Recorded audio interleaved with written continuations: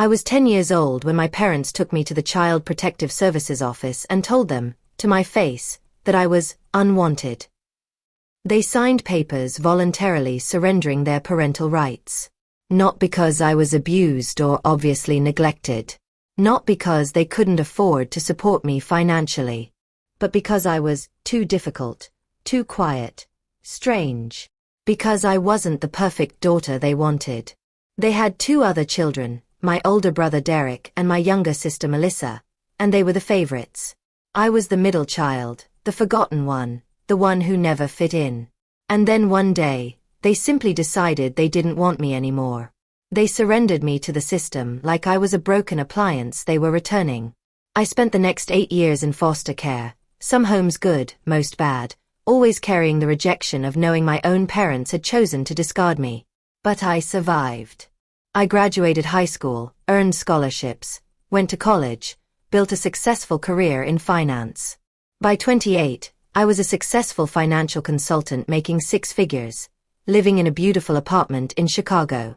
And then out of nowhere, I got a call. It was my mother. 17 years after surrendering me to CPS, she was calling asking for money. They were about to be evicted. They needed help with rent. And they thought I, the unwanted daughter they discarded, should save them.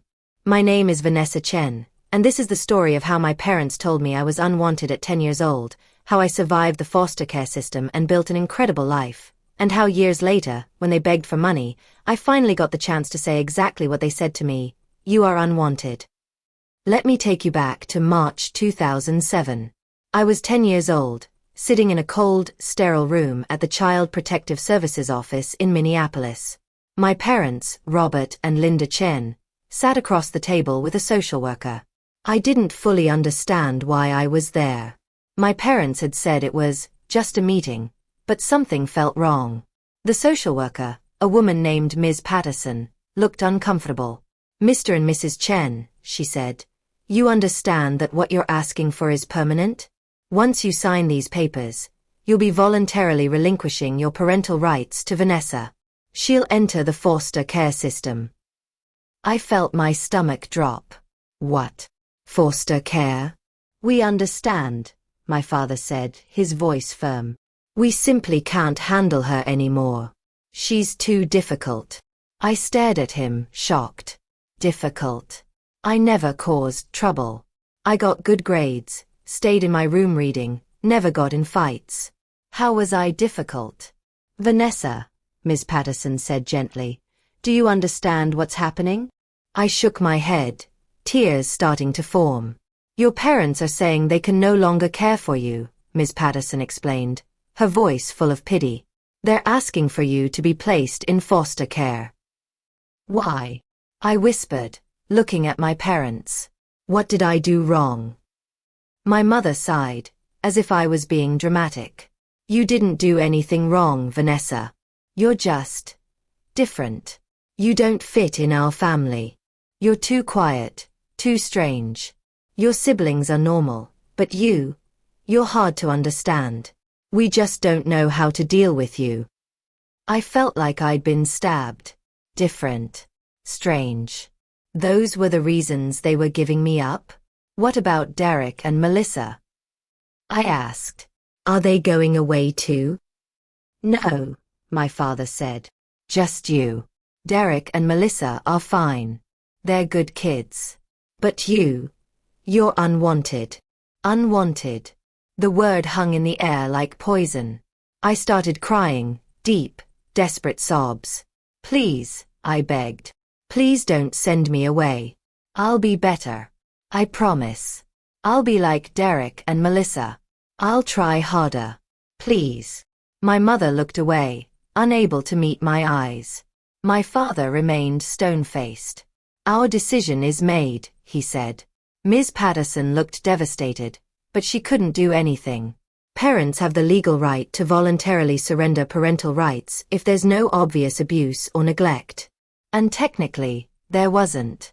I was fed, clothed, had a roof over my head. I just wasn't loved. Ms. Patterson tried one more time. "Are you certain? This will affect Vanessa for the rest of her life.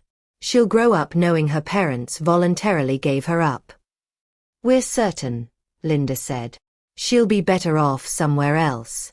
Maybe with a family that understands her better. They signed the papers. I watched, feeling my world crumble. My own parents, the people who were supposed to love me unconditionally, were giving up on me, choosing my siblings over me, telling me to my face that I was unwanted. Ms. Patterson led me out of the room while my parents stayed behind to finalize paperwork. I'm so sorry, sweetheart, Ms. Patterson said, kneeling to my eye level. This isn't your fault. You didn't do anything wrong. Your parents, they're making a terrible choice. But you're going to be okay. We'll find you a good family. But I didn't believe her. How could I be okay? My own parents didn't want me. Why would anyone else? That night, I was taken to my first foster home. I wasn't allowed to go back home to get my things. Ms. Patterson promised my clothes and belongings would be sent later. I never received them. My parents threw everything away. The next 8 years were a blur of foster homes, different schools, different faces. I learned quickly that the foster care system wasn't like in the movies. There weren't loving families waiting to adopt me. There were just temporary homes, some decent, most just doing it for the government check. My first foster home was with a family called the Johnsons. They had 4 other foster kids, all older than me. The house was chaotic, loud, and I felt lost in the middle of it. Mrs. Johnson was kind but overwhelmed. Mr. Johnson barely spoke to the kids. I stayed there for 8 months before being moved because the Johnsons were relocating to another state. The second home was worse. The family, the Martins, had strict rules and impossible expectations.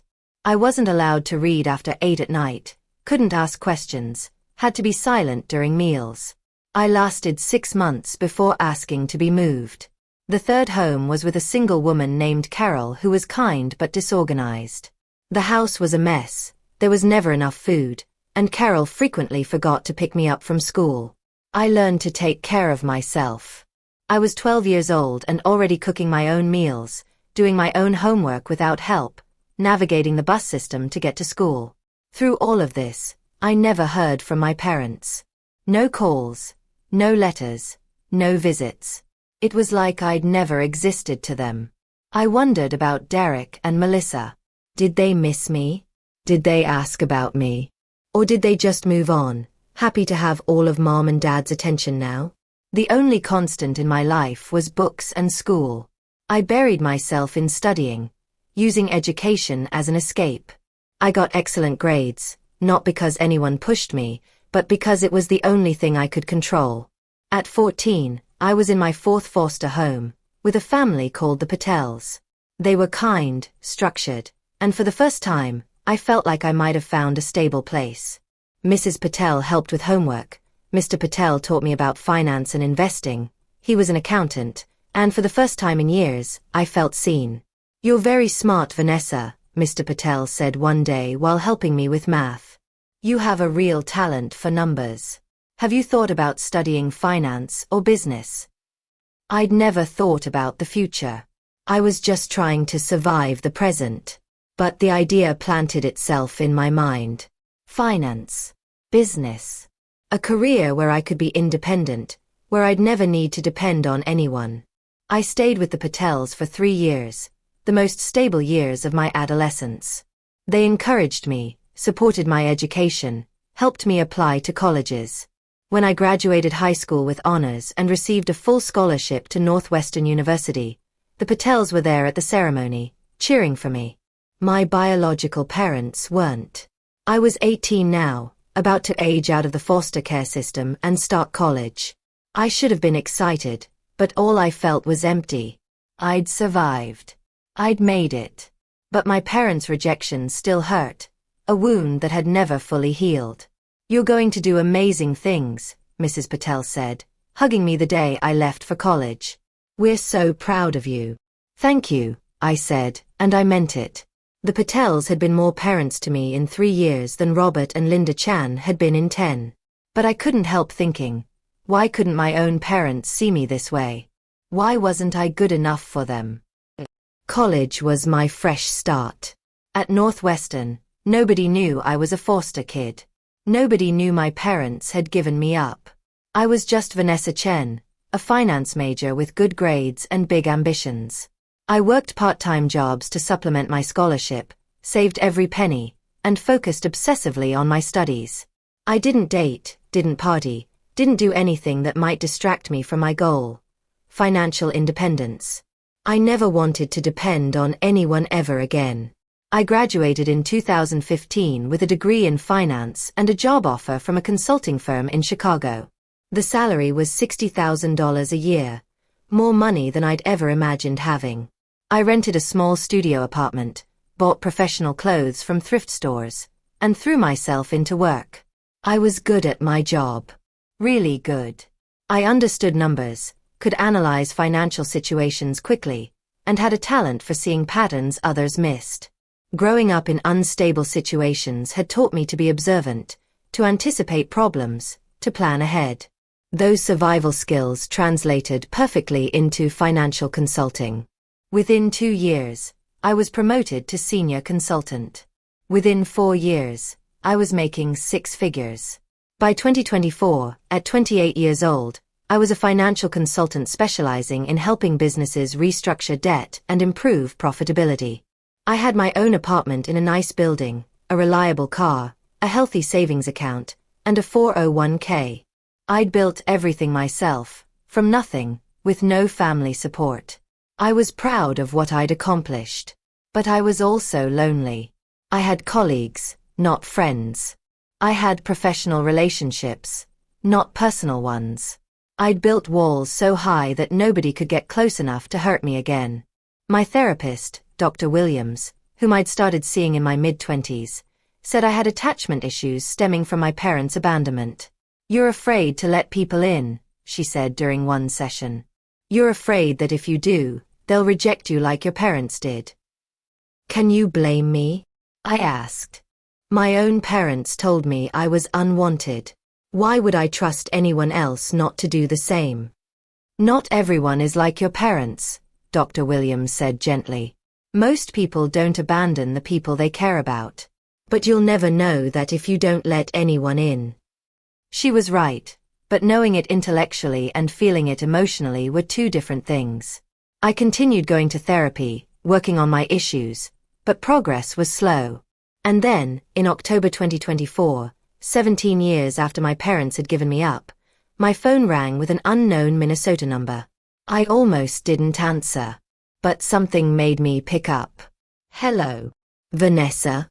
Is this Vanessa Chen?" The voice was familiar but older, shakier. "Yes. Who is this?" It's your mother. Linda Chen." I froze. My mother. The woman who'd signed papers saying I was unwanted. The woman who hadn't contacted me once in 17 years. "What do you want?" I asked, my voice cold. We need your help," she said, and I could hear desperation in her voice. "Your father and we're in trouble. We're about to be evicted. We need money for rent. We're 3 months behind and the landlord is taking us to court." We didn't know who else to call. I couldn't believe what I was hearing. After 17 years of silence, she was calling to ask for money? "You're calling me for money?" I said slowly. "After what you did." "I know we haven't been in touch," Linda said, talking quickly now. "But your family. We're your parents. We need help and we thought..." "You're not my parents," I interrupted. "You gave up that right when you signed papers saying I was unwanted. Remember that?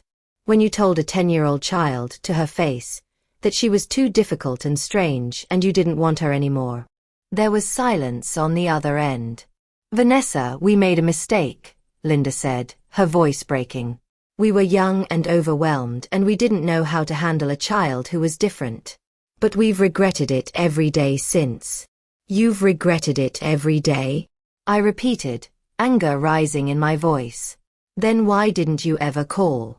Why didn't you ever write?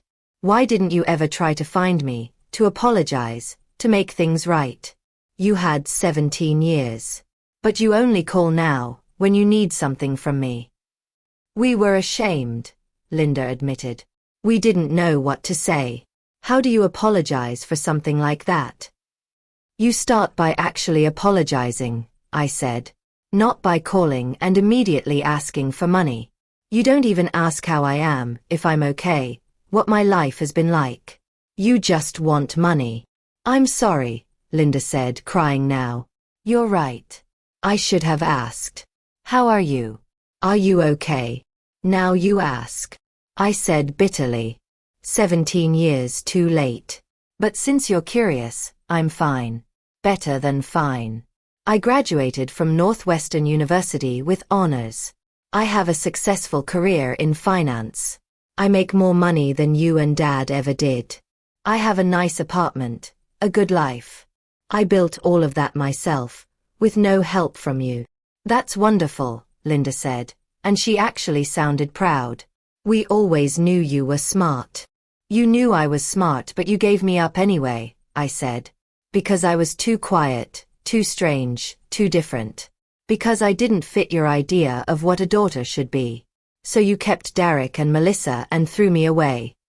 It wasn't like that, Linda protested weakly. It was exactly like that, I said. You told CPS I was unwanted. Those were your words. Do you have any idea what that did to me? I spent 8 years in foster care, moving from home to home, always knowing that my own parents had chosen to get rid of me. Do you know how that feels? Linda was sobbing now. I'm so sorry. We were wrong. We made a terrible mistake. Please, Vanessa. We need help. We're going to lose our house. We have nowhere to go. Where are Derek and Melissa? I asked. Why aren't they helping you? There was a pause. Derek he's struggling. He lost his job last year and he's living with us right now. And Melissa just had a baby. She can't afford to help. So the 2 kids you kept, the ones who were normal and good, they can't help you. But you thought the unwanted one, the one you threw away, should save you. Please, Linda begged. We're desperate. We'll pay you back. We just need help with rent. Just this once. I thought about it. I could afford to help them. 3 months of rent, even in Minneapolis, wouldn't make a dent in my savings. But the question wasn't whether I could help. It was whether I should. These people had abandoned me. They'd told me I was unwanted. They'd never once checked on me, never apologized, never tried to make amends. And now they wanted me to rescue them? No, I said. What? Linda said, shocked. No. I'm not giving you money. You made your choice 17 years ago. You decided I was unwanted. Well, now I'm making my choice. You're unwanted. Don't call me again. I hung up. My hands were shaking. I felt a mix of emotions. Anger, satisfaction, guilt, sadness. I just refused to help my parents. The parents who'd abandoned me, yes, but still my parents. Was I being cruel? Or was I finally standing up for myself? I called Dr. Williams. I just got a call from my mother, I told her. After 17 years. She wanted money. How do you feel? Dr. Williams asked. I don't know, I admitted. I told her no. I told her she was unwanted, the same thing she told me. And then I hung up. Was that wrong? Do you think it was wrong? Dr. Williams asked. I think they deserved it, I said slowly. They abandoned me. They never tried to make things right. They only called because they needed something. Why should I help them? You don't owe them anything, Dr. Williams said. You're not obligated to help people who hurt you, even if they're family. Especially if they're family. You set a boundary. That's healthy. But I couldn't stop thinking about it. That night, I did something I hadn't done in years. I looked up my family on social media. I found Derek's profile first. He was 30 now, and his page was full of complaints about not being able to find a job, about how unfair life was, about how his parents were driving him crazy. There were photos of him at bars, at parties, living a life that didn't look like someone who was seriously job hunting. Then I found Melissa's profile.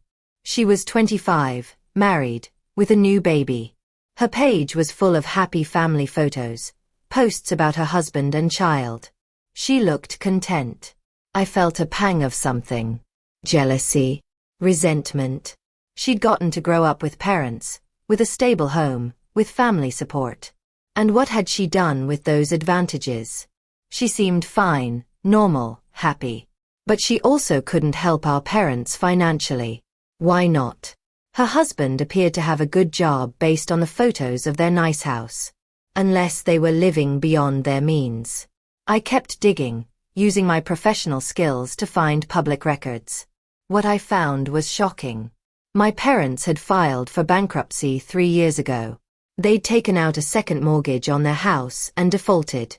They had credit card debt totaling over $50,000. They'd borrowed money from multiple payday loan companies. Their financial situation was a disaster. But why? My father had been an engineer, my mother a teacher. They should have been financially stable. I dug deeper and found the answer. They'd spent everything on Derek and Melissa. Private school tuition for both kids. A car for Derek when he turned 16, another when he totaled the first one. A lavish wedding for Melissa that cost over $30,000. College tuition for both, even though neither had finished their degrees. They'd poured money into their 2 wanted children and bankrupted themselves in the process. And now those 2 children couldn't or wouldn't help them. Derek was unemployed and living at home, probably not contributing anything. Melissa had her own family to support. So they turned to me, the daughter they'd discarded, expecting me to fix the mess they'd made. I felt anger rising. They'd chosen Derek and Melissa over me. They'd given those 2 everything while giving me nothing. And now they expected me to bail them out? The next day, I got another call. This time it was my father. "Vanessa, your mother told me you refused to help us," Robert said, his voice hard. "I'm calling to ask you to reconsider." "No," I said simply. "You're being selfish," he said. "We're your parents. We raised you for 10 years. You owe us." I laughed, a harsh sound. "I owe you. For what? For telling me I was unwanted? For giving me up to foster care? For never once checking on me for 17 years? What exactly do I owe you for?" "We made a mistake," Robert said. "But we're still your parents. You have a responsibility to help family. You gave up the right to call yourself my parents when you signed those papers," I said. "And you gave up any claim to my help or my money. You made your choice. Live with it. You've become a cold, heartless person," Robert said. "Is that what foster care did to you? Made you cruel?" "No," I said, my voice shaking with anger now. "You did that. You taught me that family doesn't mean anything. That love is conditional. That people will abandon you when you're inconvenient. You taught me to rely only on myself, to trust no one, to protect myself first. So thank you for that lesson. I learned it well." "We need help," Robert said, and for the first time, I heard desperation in his voice. "We're going to lose everything." "You already lost everything," I said. "You lost it 17 years ago when you gave up your daughter. Goodbye."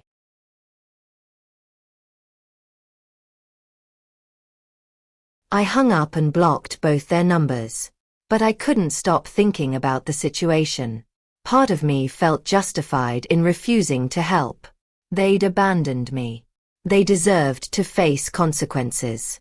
But another part of me felt guilty. They were struggling. They were about to lose their home. And I had the means to help. Was I being vindictive? Or was I finally standing up for myself? I talked to Dr. Williams again. "They called again," I told her. "My father this time. He said I was being selfish and cruel. He said I owe them because they're family." What do you think? Dr. Williams asked. I think they're manipulating me, I said. They're trying to guilt me into helping them. But I don't owe them anything. They gave up their rights to me.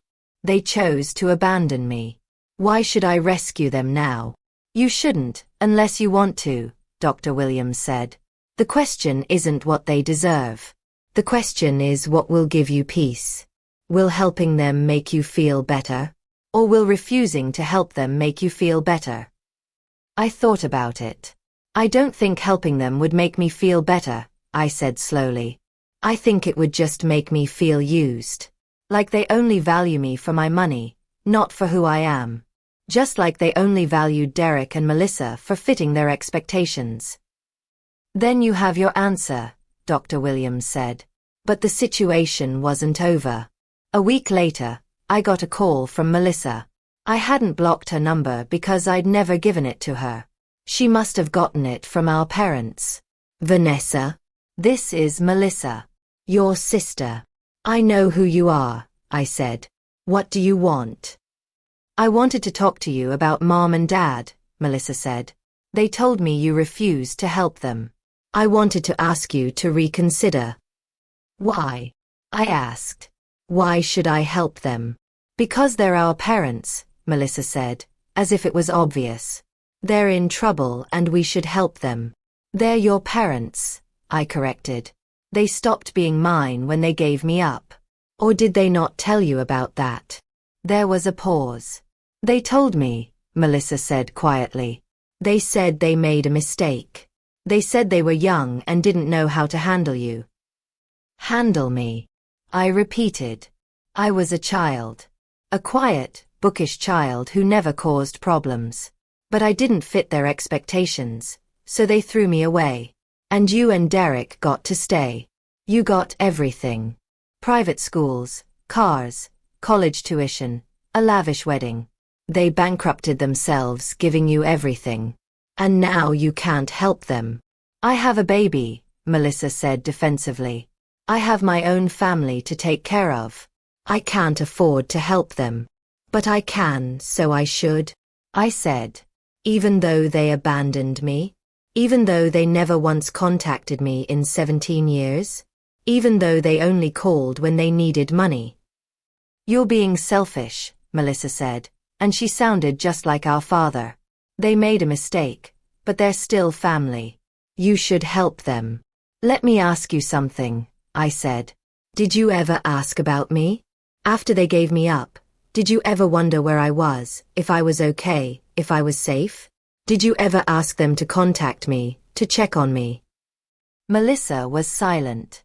You didn't, did you? I said.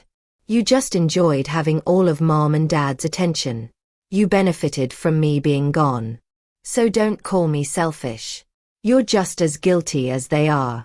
That's not fair, Melissa protested. I was 7 years old when they gave you up. I didn't understand what was happening.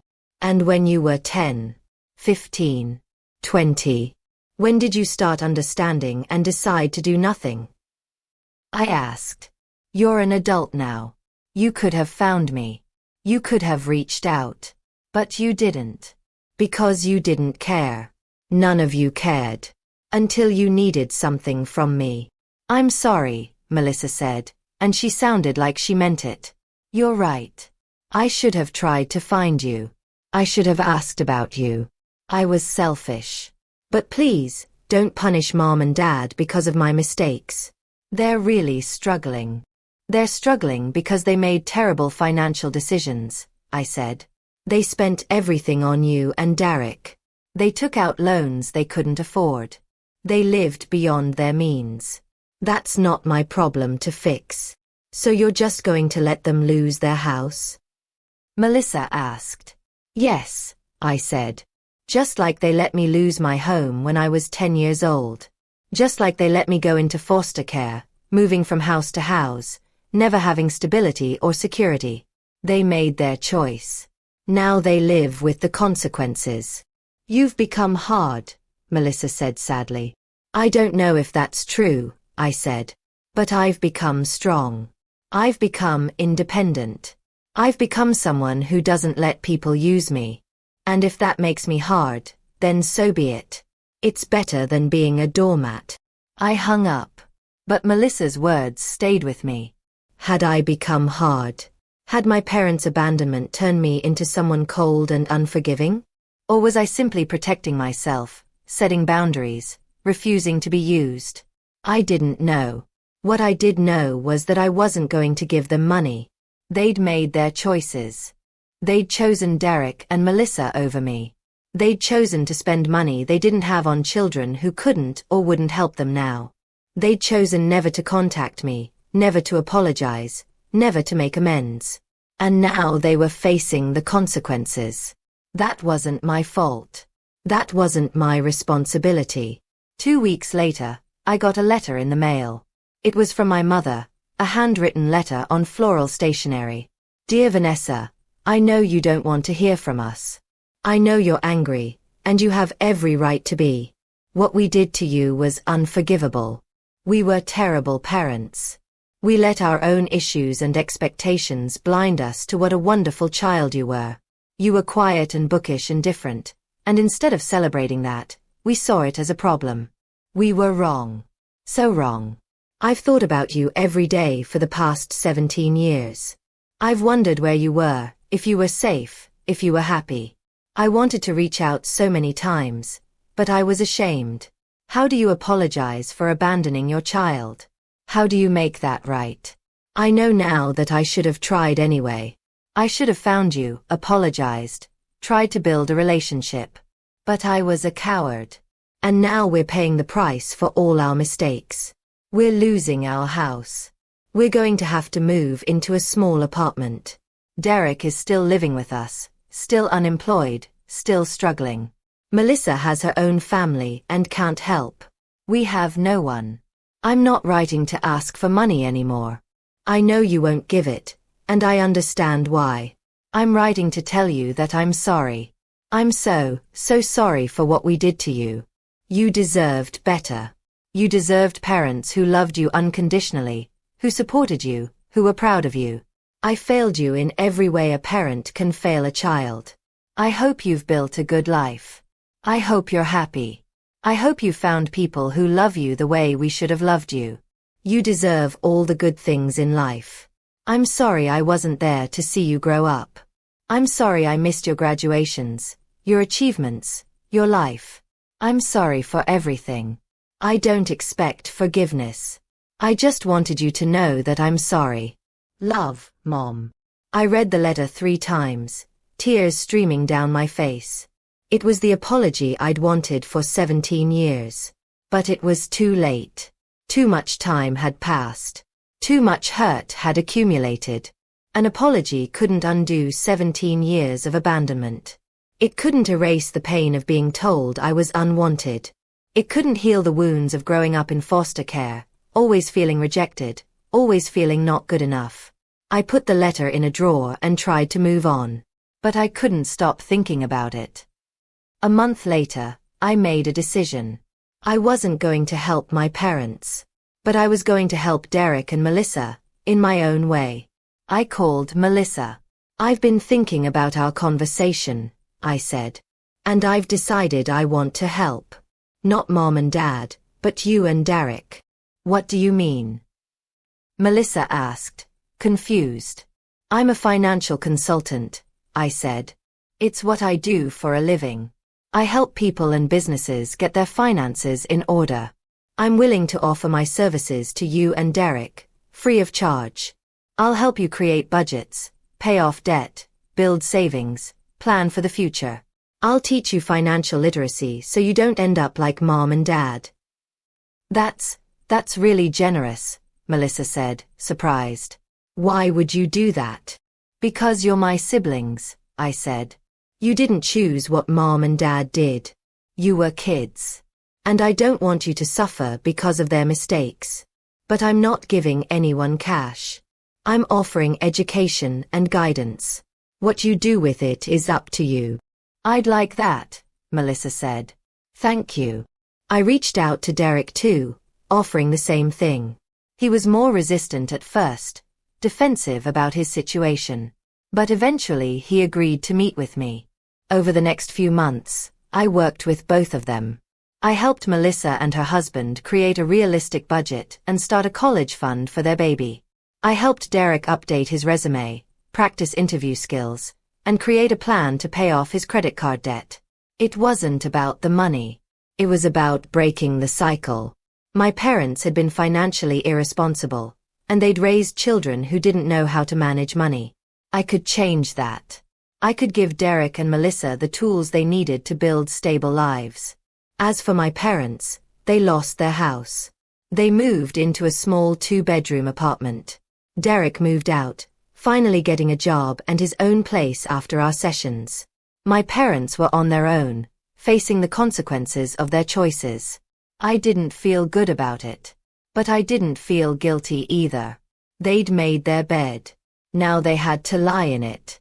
In the spring of 2025, I got an unexpected call from Mr. Patel, my former foster father. "Vanessa, how are you? I've been thinking about you." "Mr. Patel," I said, genuinely happy to hear from him. "I'm good. How are you and Mrs. Patel?" "We're well," he said. "Listen, I heard through the foster care network that your biological parents tried to contact you. I wanted to check in, make sure you're okay." "I'm okay," I said. "It was hard, but I'm dealing with it. I refuse to help them financially, but I'm helping my siblings learn financial literacy." "That's very generous of you," Mr. Patel said. "And very wise. You're breaking the cycle without enabling the behavior that caused the problem in the first place. I'm proud of you." Those words, "I'm proud of you," hit me harder than I expected. I started crying. "Thank you," I managed to say. "You and Mrs. Patel were the only parents who ever made me feel valued. I don't think I ever properly thanked you for that." "You don't need to thank us," Mr. Patel said gently. "You were a joy to have in our home. You still are like a daughter to us. You know that, right?" "I do now," I said. That conversation changed something in me. I realized I did have parents. Not Robert and Linda Chen, but the Patels. They'd shown up for me when it mattered. They'd supported me, encouraged me, been proud of me. That was what parents did. I started visiting the Patels regularly, having dinner with them once a month. They became my family, the family I chose, not the family I was born into. In the summer of 2025, I got one final letter from my mother. "Dear Vanessa, I heard from Melissa that you've been helping her and Derek with financial planning. That's very kind of you. I wanted you to know that your father and I are doing okay. We're in a small apartment now, but we're managing. We both got part-time jobs. We're learning to live within our means. Losing the house was hard, but maybe it was what we needed. We'd been living beyond our means for years, trying to give Derek and Melissa everything, trying to make up for what we did to you. I think we spoiled them because we felt guilty about you. We tried to be perfect parents to them because we'd been such terrible parents to you. But that didn't work either. We just created different problems. I want you to know that I understand why you didn't help us. You don't owe us anything. We gave up that right when we gave you up. But I'm grateful that you're helping your siblings. They need guidance, and you're giving them something we never could: practical life skills and unconditional support. You turned out better than any of us. You're successful, independent, and strong. You did that all on your own, with no help from us. I'm sorry we weren't there for you. I'm sorry we failed you. But I'm glad you succeeded anyway. I hope someday you can forgive us. But if you can't, I understand that too. Take care of yourself. Mom." I read the letter and felt closure. Not forgiveness, not reconciliation, but closure. My parents had finally acknowledged what they'd done. They'd finally taken responsibility. They were facing consequences and learning from them. That was all I could ask for. I wrote back one final time. "Linda and Robert, I received your letter. I appreciate the apology and the acknowledgement of what you did. I'm glad you're learning to live within your means and taking responsibility for your choices. I want you to know that I'm doing well. I have a successful career, a good life, and people who care about me. I've built a family of choice that supports me unconditionally. I'm helping Derek and Melissa because they're my siblings and they deserve a chance to break the cycle of financial irresponsibility and poor decision-making. I'm doing it for them, not for you. As for forgiveness, I'm not there yet. Maybe someday I will be. But right now, I'm focused on my own healing and my own life. I don't hate you. But I don't want a relationship with you either. I need you to respect that boundary.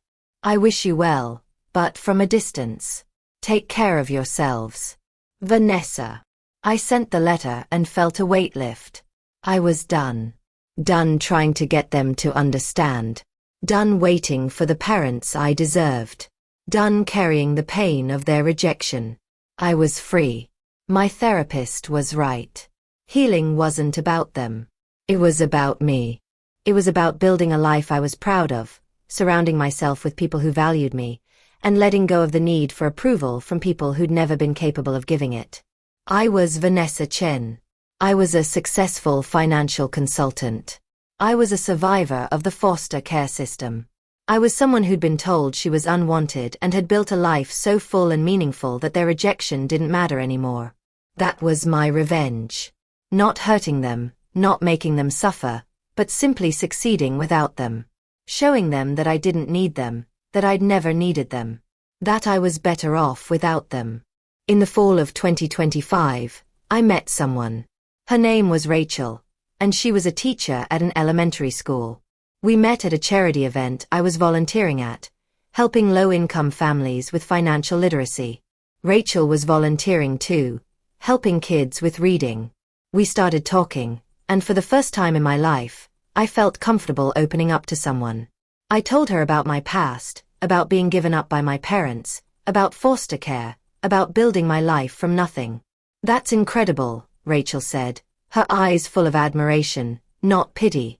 You're one of the strongest people I've ever met. I don't always feel strong, I admitted. Sometimes I feel broken. You're not broken, Rachel said firmly. You're a survivor. There's a difference.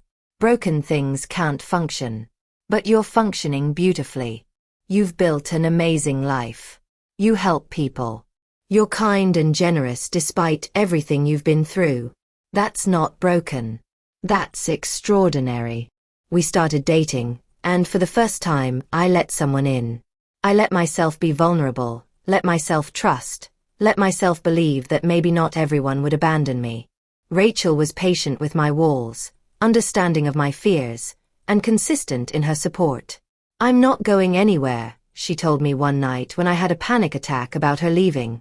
I'm here. I choose you. Every day I choose you. Those words healed something in me. Someone was choosing me. Not because they had to, not because I was useful, but simply because they wanted me. I was wanted. 6 months into our relationship, Rachel met the Patels. So you're the young woman who's captured Vanessa's heart, Mrs. Patel said, smiling warmly. We've been hoping she'd find someone special. She's pretty special herself, Rachel said, squeezing my hand. Watching Rachel interact with the Patels, seeing my chosen family embrace the person I was falling in love with, I felt complete. This was what family was supposed to be. People who showed up, who supported you, who chose you every day. Not blood but love. In December 2025, I got a Christmas card from Melissa. Inside was a photo of her family, her husband, her baby, and a note. Merry Christmas, Vanessa. Thanks to your help, we paid off all our credit card debt this year and started a college fund for Emma. You've changed our lives. We're so grateful. I hope you have a wonderful holiday with people who love you. You deserve all the happiness in the world. Love, Melissa, James, and Emma. I smiled and put the card on my fridge. I was breaking the cycle. I was helping my siblings build better lives. And I was building my own beautiful life, surrounded by people who valued me. My parents had told me I was unwanted. But they were wrong. I was wanted. By the Patels, who'd been real parents to me. By Rachel, who chose me every day. By my siblings, who were grateful for my help. By my clients, who trusted me with their financial futures. By myself, because I'd finally learned to value myself, to see myself as worthy of love and respect. I was wanted. And that was the greatest revenge of all. Not proving them wrong, but simply living well. Living fully. Living happily. They tried to erase me, to discard me, to make me disappear. Instead, I'd built a life so bright and full that their rejection was just a footnote in my story, not the whole story. My name is Vanessa Chin. I'm 28 years old.